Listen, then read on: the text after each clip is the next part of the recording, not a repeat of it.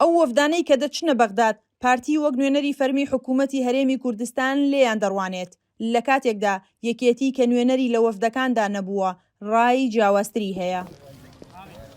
لە ماوەی دوو مانگی ڕابردوودا وەفدی هەرێمی کوردستان چەندین جار سەردانی بەغدادیان کردووە بۆ گفتوگۆکردن لەبارەی کێشەکانی نێوان هەرێم و بەغداد، بەڵام تا ئێستا هیچ ڕێکەوتنێکی فەرمی ڕانەگەێنراوە.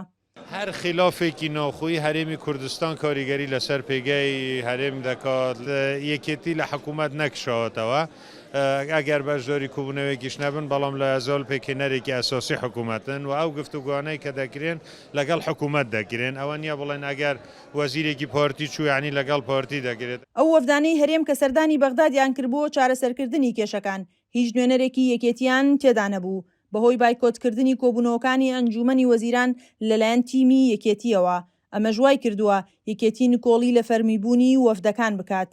ئێمە هیوامان ئەوە بوو کە ئەو وەفدانە دێن بۆ بەغدا وەفدێکی حکومی بن، وەفدی هەرێمی کوردستان بن، بەڵام بەداخەوە ئەو وەفدانە لەو ماوەی ئەخیرە کە هاتن بە ناوی حکوومەتی هەرێمی کوردستانەوە تەنها وەفدی حزبی بوون، وەفدی حکوومەتی هەرێمی کوردستان نەبوو. بەداخەوە بۆ کۆیدەنگی دەربارەی ئەو بڕیارانە کە دەربارەی هەرێمی کوردستان ئەدرێت کۆدەنگ نین.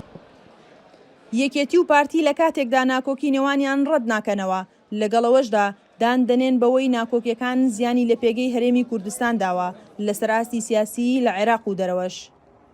سنوورکەریم، دەنگی ئەمریکا، سلێمانی.